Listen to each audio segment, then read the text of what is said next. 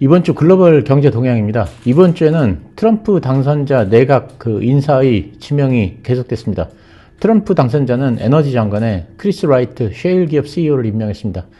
라이트 지명자는 기후위기 자체를 부정하는 그런 견해를 가진 화석 연료 전도사로 알려져 있어서 트럼프 행정부의 색깔을 확실히 드러내는 인사로 평가됩니다. 상무장관에는 투자은행 켄터 피츠제럴드의 하워드 러트닉 CEO를 임명할 예정입니다. 트럼프 정권 인수팀의 공동위원장도 맡고 있는 러트닉은 당초에는 재무장관 후보로 거론됐던 인물입니다. 러트닉은 암호화폐에 친화적인 금융자산가로 트럼프 당선인의 거액 선거자금 후원자이기도 합니다. 관세 옹호론자로 알려진 그는 최근 트럼프 당선인의 관세 강화 및 제조업 기반 강화 공약을 적극적으로 옹호한 바 있습니다. 특히 그는 대선 선거기간 막바지인 지난달 뉴욕 매디슨 스퀘어 가든에서 열린 유세에서 미국은 소득세가 없고 관세만 있었던 20세기 초에 가장 번영했다고 말한 바 있습니다. 그리고 사퇴한 맷 게이츠 법무장관 지명과 대신에 검사 출신인 팸 본디 전 플로리다 법무장관을 임명했습니다. 트럼프 당선인이 법무장관으로 자신의 측근인 게이츠 전 하원의원을 지명했지만 미성년자 성매수 의혹 등으로 논란을 빚은 끝에 사퇴 의사를 밝혔습니다. 우크라이나가 미국산 장거리 미사일 에이테크스를 러시아 본토에 발사한 데 이어서 영국이 지원해준 공대지 순항 미사일 스톰 섀도로 우크라이나가 러시아 본토를 다시 공격했고 러시아는 이에 대한 대응으로 핵탄두의 탑재가 가능한 신형 중거리 탄도미사일을 시험 발사한 것으로 알려지면서 지정학적 리스크에 대한 우려가 증가했습니다. 이로 인해서 국제유가가 상승했고 달러 인덱스도 107을 넘어섰습니다. 그렇지만 시장의 가장 큰 관심은 엔비디아의 실적 발표였는데 엔비디아는 훌륭한 실적을 발표했습니다. CNBC는 엔비디아 실적이 시장에 미치는 영향이 연준의 통화정책이나 주요 경제지표보다 더 크다고 평했습니다. 이렇게 이번 주 경제를 간단히 요약하고 이번에는 글로벌 기업의 동향에 대해서 말씀드리겠습니다. 일론 머스크의 AI 기업인 xAI가 500억 달러의 기업 가치로 60억 달러의 투자 유치에 나섰습니다. 이 투자금은 엔비디아 칩 10만 개를 구매하는 데 사용될 예정입니다. 투자 유치는 다음 주에 종료될 예정이지만 이미 50억 달러는 중동의 국부 펀드에서 투자하기로 확정됐고 나머지 10억 달러는 다른 투자자들이 참여합니다. 한편 머스크는 오픈 AI에 이어서 마이크로소프트까지 추가로 고소했습니다. 양사 간 합병을 추진하면서 독점적 지위를 굳혀나가고 있다는 주장인데요. 그러면서 오픈 AI가 투자자들로부터 다른 AI 회사들에게 자금을 지원하지 않겠다는 약속을 받아내서 자신의 스타트업인 xAI와 같은 경쟁자를 제거하려 했다고 강조했습니다. 한편 트럼프 인수위가 자율주행의 규제 완화를 최우선 과제로 삼고 있다고 블룸버그 통신이 보도했습니다. 이 규제가 완화된다면 테슬라는 계획대로 2026년에 로보택시의 대량 생산에 나설 수 있게 됩니다. 테슬라는 전기차 인센티브 폐지에 찬성하는 대신에 자율주행 허가를 빨리 내줄 것을 트럼프 행정부에 요구하고 있는 상태입니다.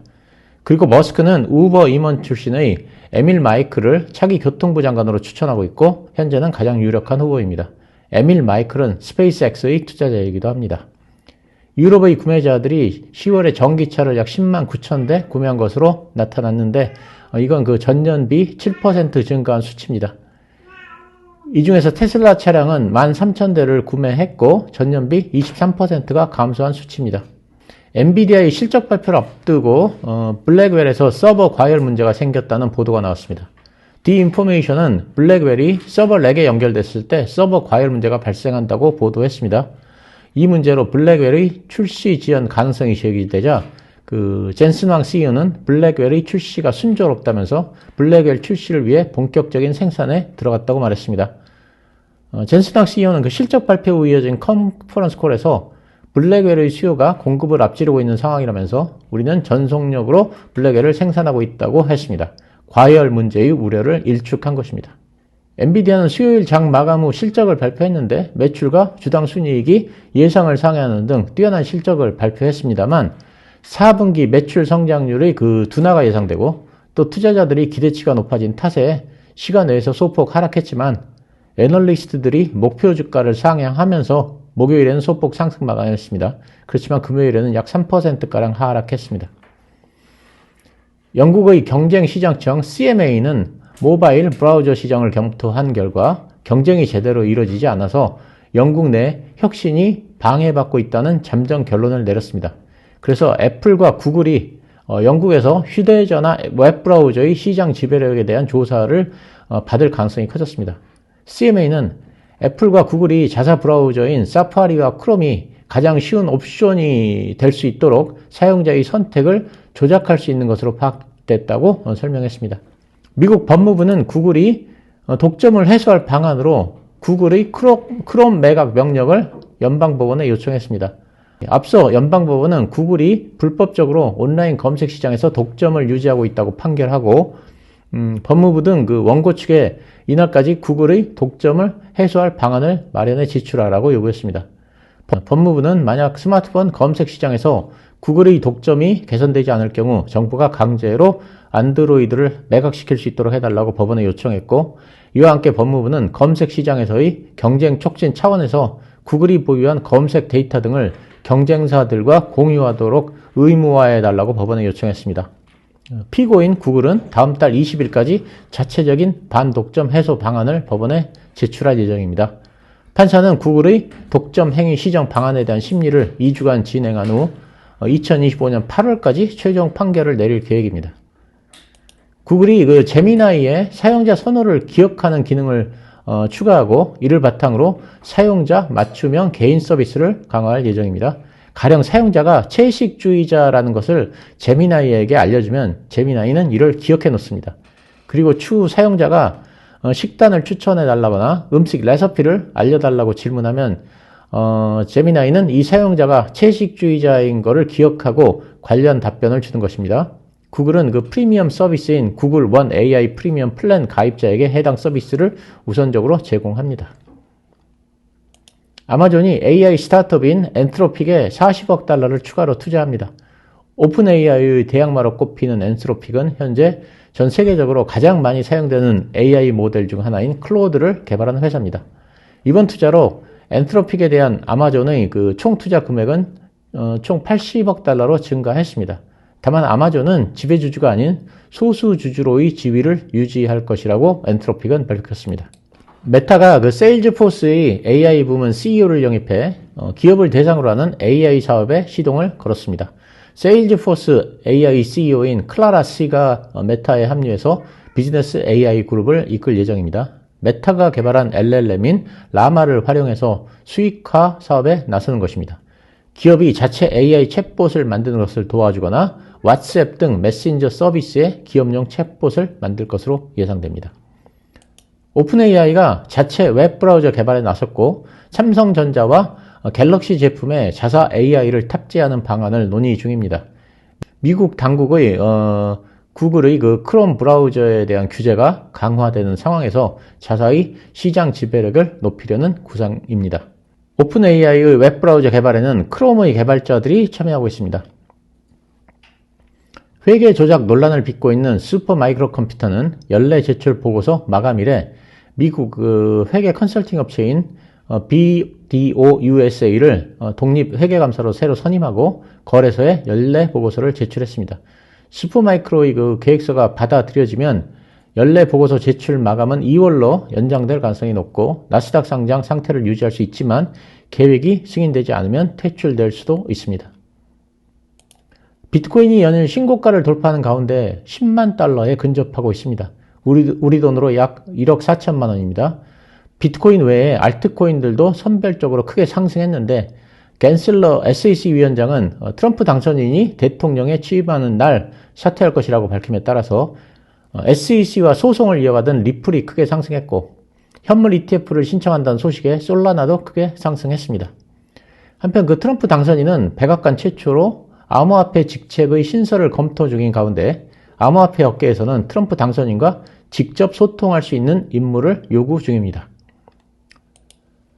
마이크로스트래티지가 지난 6일간 비트코인 51,780개를 추가로 매입했다고 밝혔습니다. 매입 금액은 46억 달러로 개당 매입가는 평균 88,837달러입니다. 이로써 마이크로스트래티지가 보유한 비트코인은 총 33만 1,200개로 불어났습니다. 한편 마이크로스트래티지는 전환사채 발행 규모를 17억 5천만 달러에서 26억 달러로 늘려서 비트코인을 더 구매할 예정이라고 밝혔습니다. 26억 달러면 대략 3조 6천억 원입니다.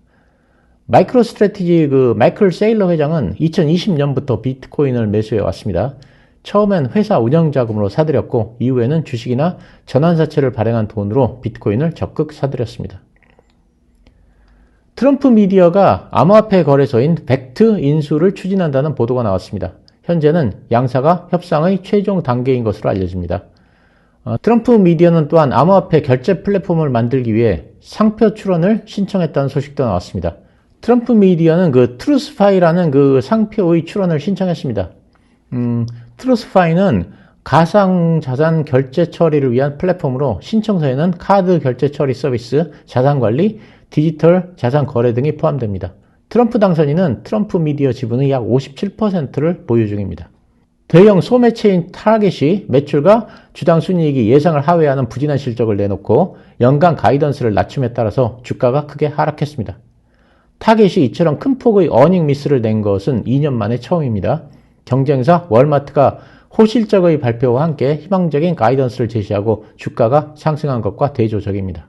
퀄컴은 투자자의 날 행사에서 향후 스마트폰 이외에 제품 시장에 진출해서 연간 220억 달러의 매출을 올릴 것이라고 밝혔습니다. 퀄컴은 연매출 금액 중 36%는 자동차 칩에서, 18%는 개인용 PC 칩에서 매출이 창출될 것이라고 설명했습니다. 또한 퀄컴은 삼성, 구글과 손잡고 MR, 혼합현실, 스마트 글라스를 개발 중이고 향후 5년 동안 VR 시장에서도 큰 폭의 매출을 창출해낼 것이라고 전망했습니다. 그렇지만 월가의 반응은 시큰둥한 상태입니다.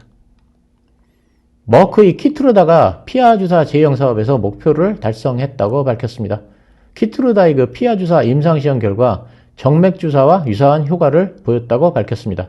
마켓워치는 키트루다의 매출을 유지하는데 도움이 될 것으로 보인다고 보도했습니다. 다들 아시다시피 머크의 키트루다는 알테오젠의 피하 주사 기술을 사용해서 임상을 진행해 왔습니다. 이번에는 글로벌 경제 관련입니다.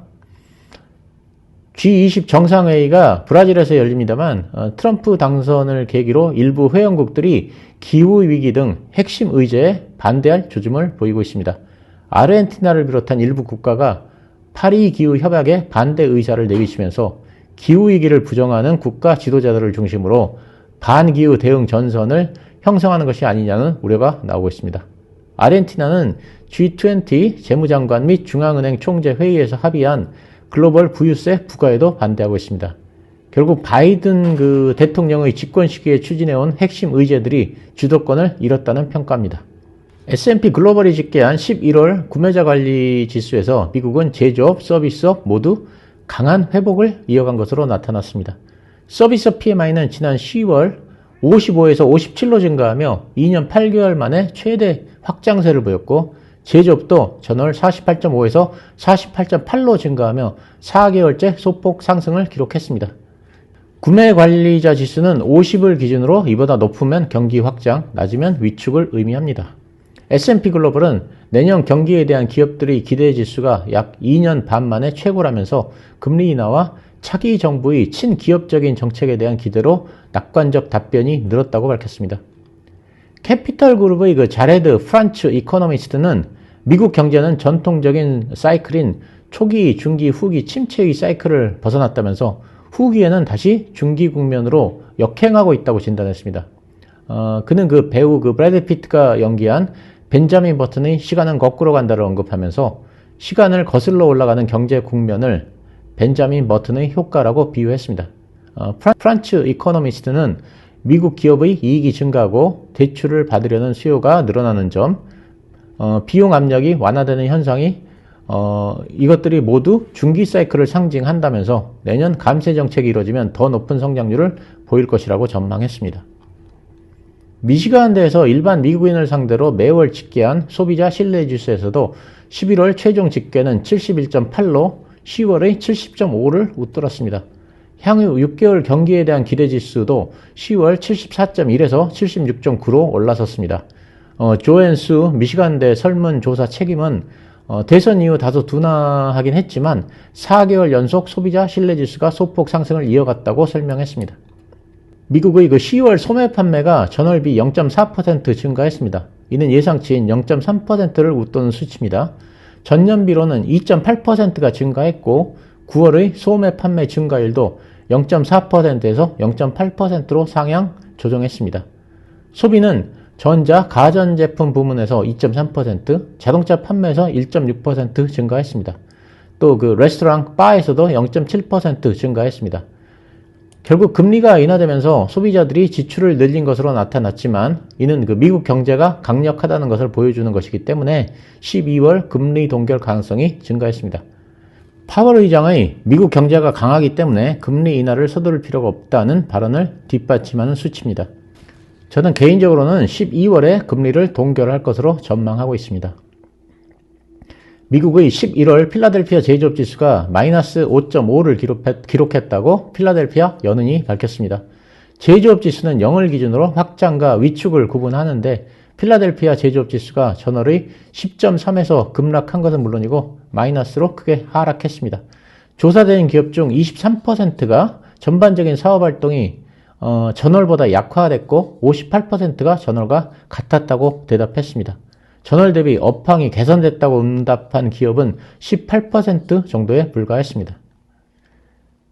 미국의 노동부에 따르면 지난주 신규 실업수당 청구 건수는 21만 3천 건으로 전주 대비해서 6천 건이 감소했고 7개월 내에 최저를 기록했습니다. 허리케인과 보잉 파업의 영향에서 완전히 벗어난 것으로 보입니다. 그렇지만 최소 2주 이상 실업수당을 청구하는 계속 실업수당 청구 건수는 190만 800건으로 3년 만에 최고를 기록했습니다. 이번 주에는 많은 연준 인사의 발언이 있었지만 미셸 보우만 이사의 발언과 오스탄 굴스비 시카고 연은 총재의 발언을 소개해드리겠습니다. 연준 내 대표적 매파로 꼽히는 미셸 보우만 이사는 인플레이션이 연준 목표치인 2%에 도달하기 위한 과정에서 몇 가지 장애물에 부딪혔다고 지적했습니다. 보우만 이사는 인플레 둔화가 정체됐다면서 여전히 우려되는 상황이고 통화정책에 신중한 접근을 취해야 한다고 언급했습니다. 오스탄 굴스비 시카고 연은 총재는 금리 인하에는 동의하지만 금리 인하의 속도를 늦춰야 한다고 강조했습니다. 그는 그 인디애나폴리스에서 열린 한 행사에서 앞으로 1년 정도를 내다보면 금리는 결국 오늘보다 꽤 낮아질 것 같다면서 이것이 앞으로의 전반적인 경로에 대한 내 견해라고 말했습니다. 그는 하지만 금리가 최종적으로 어디에 정착해야 할지에 대한 불확실성이나 의견 차이가 있을 때는 목표 지점에 가까워질수록 금리 인하 속도를 늦추는 게 합리적일 수 있다고 말했습니다. 전미주택건설업협회인 NAHB는 11월 주택시장 지수는 46으로 전월 수치인 43에서 3포인트 상승했다고 밝혔습니다. 이는 3개월 연속 회복세입니다. NAHB는 공화당이 백악관과 의회, 상하원을 모두 장악하면서 건설업체들은 시장 상황이 앞으로 계속 개선될 것으로 예상한다면서 현대 주택거래가 활발하지 못함에도 불구하고 건설업자들의 자신감이 석 달 연속 상승세를 보였다고 설명했습니다. 그렇지만 주택시장 지수는 11월에도 여전히 50 아래에 머물러 있습니다. 50은 신축 주택 판매 전망을 가늠하는 기준선으로 50을 밑돌면 회의적이고 50을 웃돌면 낙관적으로 간주합니다. 미국 상무부는 10월 신규 주택 착공 건수가 131만 1000채로 집계됐다고 밝혔습니다. 이는 전월비 3.1% 감소한 수치고 2개월 연속 감소세입니다. 신규 주택 착공 건수는 8월까지는 가파르게 증가했지만 9월부터 감소세로 돌아섰습니다. 9월의 감소율은 1.9%였습니다. 10월의 감소는 허리케인 헐린과 밀턴의 영향이 주택시장에까지 영향을 미친 것으로 보입니다. 특히 피해가 심했던 남부 지역의 착공 건수가 크게 감소했습니다. 미래 주택 경기를 가늠하는 신규주택 착공 허가 건수도 감소했습니다. 10월 신규주택 착공 허가 건수는 전월비 0.6% 감소한 141만 6천 채로 집계됐습니다. 9월 수치는 142만 5천 건입니다. 블룸버그는 주택업자들이 금리가 더 내려가기를 기다리고 있다고 말했습니다. 미국의 10월 기존주택 판매량은 396만 건으로 전월비 3.4%가 증가했고 전년비 2.9%가 증가했습니다. 기존주택 판매량이 3년 만에 처음으로 연간 증가세를 기록함에 따라서 주택 판매 시장은 최악의 상황은 끝났다는 평가가 나오지만 여전히 높은 모기지 금리와 부족한 주택 공급으로 기존 주택 판매량은 저조한 수준입니다. 우에다 일본은행 총재가 나고야에서 열린 간담회에서 금리 인상이 물가 안정 목표 실현에 도움이 된다고 밝히면서 12월 금리 인상 가능성이 높아졌다는 분석입니다. 그렇지만 그 경제와 물가, 금융 상황을 주시하며 금리 인상 여부를 결정하겠다는 그런 그 기존 입장을 유지함에 따라서 시장에서는 매파적 발언으로 해석하지는 않는 분위기입니다. 이렇게 이번 주 글로벌 경제와 증시에 대해서 간략하게 정리해봤습니다. 모두들 그 편안한 주말 보내시기 바랍니다. 감사합니다.